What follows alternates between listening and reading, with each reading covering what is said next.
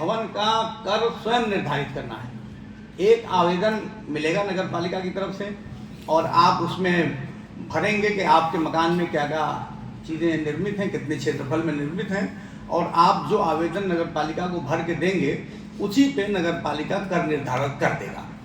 अगर बाद में कोई शिकायत मिलती है कि इन्होंने गलत सूचना दी है तो उसकी जांच होगी और जांच करके उस जो कमी होगी उसको दुरुस्त किया जाएगा। ये स्वकर प्रणाली है और इसीलिए इसका नाम स्वकर प्रणाली रखा गया। इसमें जो नियमावली आई है उसकी कॉपी हम आपको देंगे। तो निर्मित क्षेत्र जो होगा, तो निर्मित क्षेत्र में जीना, टॉयलेट और सभी दीवारों, यानी जो फर्शी माप करनी है, तो फर्शी माप जब करेंगे तो दीवारें उसमें नहीं आ पाएंगी, तो टॉयलेट, जीना, किचन और दीवारों को छोड़कर माप की जाएगी और जितना जो माप आएगी उसमें अलग अलग रेट निर्धारित किया गया, जिसके एतबार से ये किराया दर निर्धारित की जाएगी। अब मैं आपको बताता हूं कि स्वकर प्रणाली की जो नियमावली आई है उसमें क्या कमियां हैं और क्या खूबी है, इससे क्या लाभ होगा और क्या नुकसान होगा। मैं इसको पढ़ देता हूं। इसके लागू होने से क्या नुकसान होगा और क्या फ़ायदा होगा ये भी समझना ज़रूरी है। इस योजना के लागू होने से कर निर्धारण में एक रूपता, समानता और पारदर्शिता आएगी।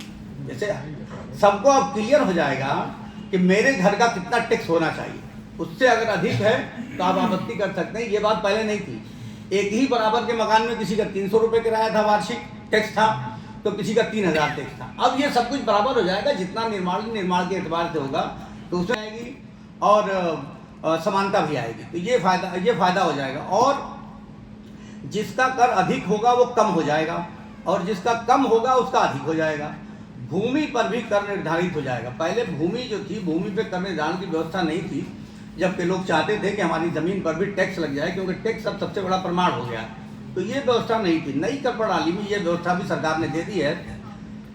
जिनका बहुत अधिक समय से इंतज़ार था, जिनका बहुत अधिक समय पूर्व लगा, जब उनका भवन कम या कच्चा था, किसी का मकान कच्चा था पहले, आज के 20 साल 30 साल पहले, या उसमें एक कमरे या एक झोपड़ी बनी हुई थी तो उसका कर बहुत कम लगा हुआ था, और 20 साल 25 साल बाद उसने अपने भवन को 2 स्टोरी का बना लिया और महंगाई भी बहुत बढ़ गई, मगर कर उसका वही चल रहा है। आप हैरत करेंगे कि आज भी मैं समझ रहा हूँ कि 15 से 20%, 25% ऐसे मकान हैं जिनका 60 रुपये वार्षिक टैक्स है और 2 स्टोरी की बिल्डिंग है। तो उनको तो लगेगा कि नुकसान हुआ। किन्हीं कारणवश जिनका कर नहीं लग पा रहा है उनका भी कर निर्धारण हो जाएगा। ये एक बहुत महत्वपूर्ण बात है। इसको मैं समझाना चाहता हूँ कि आवाम तक आपके माध्यम से मेरी बात पहुँचे।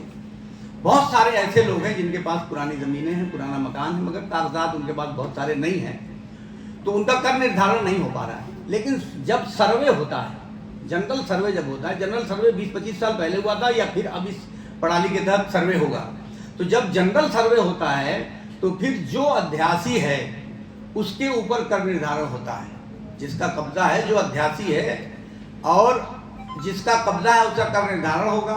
अगर किसी को आपत्ति होगी, कोई दरखास्त देता है, तो फिर एक पैनल उसका बना हुआ है, उस पैनल में आके सुनवाई होगी और उसका निस्तारण किया जाएगा। गलत किसी का नाम चढ़ेगा तो उसे सही किया जाएगा। तो एक बहुत बड़ी खूबी इससे आने से ये फ़ायदा मिल जाएगा कि जितने लोग, हज़ारों, कम से कम 10,000 लोग ऐसे होंगे कि जो चाहते हैं कि हमारे भवन या भूमि पर कर निर्धारण हो जाए, मगर वो नहीं हो पा रहा था, लेकिन अब इस व्यवस्था के लागू होने के बाद हो जाएगा। भूमि पे कुल प्रबंधन हो जाएगा। विरासत के नामांतरण की समस्या से फुर्सत मिल जाएगी। जैसे विरासत के पुराने लोग हैं, एक ही मकान है, उसमें 4 पार्ट हो गया, तो 4 लोग अपना अपना टैक्स चढ़ाना चाहते हैं, तो उसके लिए बहुत सारी समस्याएं आ रही हैं। मगर अब तो 4 लोग अलग अलग जो रह रहे हैं एक मकान में पार्टीशन करके, तो जो लोग अध्यासी हैं सर्वे के दौरान उनका नाम चढ़ा दिया जाएगा। आवेदन पहले लिया जाएगा, आवेदन जिनका नहीं आएगा तो खुद नगर पालिका की टीम सर्वे करेगी। इसमें पुराने जो भवन होंगे उसमें छूट का भी प्राविधान है। जैसे 20 साल से अधिक पुराने जो मकान होंगे उन पे अलग छूट की व्यवस्था है, 30 साल पुराने जो मकान होंगे उस पर छूट की अलग व्यवस्था है। तो ये अलग अलग भवनों के जर्जर स्थिति को देखते हुए उसमें भी छूट की अलग अलग व्यवस्था दी गई है। इस नियमावली में 4 स्लैब इन्होंने बनाए हैं, सरकार ने, हमने नहीं बनाया, सरकार ने बनाया। सरकार ने 4 स्लैब बनाए हैं। पहला स्लैब इन्होंने बनाया है कि 24 मीटर से ऊपर के सड़कों पर जो भवन स्थित हैं उनका रेट अलग होगा, और 24 मीटर से 12 मीटर के बीच में की सड़कों पे जिनका मकान है उनका रेट अलग होगा, और 12 मीटर से 9 मीटर के अंदर जो मकान है उनका अलग स्लैब होगा। और 9 मीटर से 0 मीटर के अंदर जिनका मकान है उनका अलग स्लैब होगा। तो जो इसमें 4 चीज़ें दी गई हैं, इसमें 3 पर हम लोगों को हमें भी कोई आपत्ति नहीं है, लेकिन जो चौथा स्लैब सरकार ने बनाया है 9 मीटर से 0 मीटर, 9 मीटर का मतलब हो गया कि 30 फीट। तो 30 फीट के मार्ग पर किसी का घर हो और किसी का घर 3 फीट के मार्ग पर हो और रेट दोनों का समान हो, तो ये बात तर्क संगत नहीं लगती है। तो इसमें मैंने माननीय मंत्री जी को भी पत्र लिख के दिया है, उनसे मिले भी हैं। माननीय मंत्री जब बोर्ड की बैठक में आए थे तो बोर्ड की बैठक में भी माननीय सभासदों ने ये सवाल उठाया था और माननीय मंत्री जी ने ये कहा था कि ठीक है, इस पर विचार किया जाएगा। तो अगर माननीय मंत्री जी की कृपा होगी तो आने वाले समय में अगर एक स्लैब बढ़ेगा तो उसका रेट 25 से 30% और कम हो जाएगा। हमारा कहना है कि पूरी प्रक्रिया रजिस्ट्री कार्यालय के सर्किल रेट के मुताबिक करनी है। जो नया शासनादेश आया है, जो गजट हुआ है, तो उसमें इन्होंने ये बताया है कि सर्किल रेट जो आप तय करेंगे वो जो रजिस्ट्री ऑफिस का जो सर्किल रेट है उसी के अनुपात में करेंगे। इसीलिए आपने देखा होगा जो लिस्ट जारी हुई है कि उसमें अलग अलग वार्डों का अलग अलग रेट है। 9 मीटर से कम पर कहीं 45 पैसा है, तो कहीं 50 पैसा है, कहीं 60 पैसा है, तो अलग अलग रेट है। मैं 9 मीटर पे ज़्यादा फोकस आज की प्रेस कॉन्फ्रेंस में इसलिए करूंगा, 9 मीटर से कम, 9 मीटर का मतलब 30 फीट हुआ। तो मऊ में 30 फीट से ज़्यादा चौड़े मार्गों पे जो भवन हैं उनकी संख्या 10% भी नहीं है। 90% हमारे वहाँ भवन मकान ऐसे हैं जिनके घर के रास्ते की चौड़ाई 30 फीट से कम है। तो यानी वो आखिरी स्लैब जो है 9 मीटर से कम वाला, उसी पे ज़्यादा हम चर्चा करेंगे और अभी आगे जब मैं बढ़ूंगा तो मैं मिसालों के जरिए आपको पूरी बात ये समझाऊंगा। कुछ नमूनों के माध्यम से मैं समझाता हूं कि ये प्रणाली लागू होने के बाद स्थिति क्या होगी।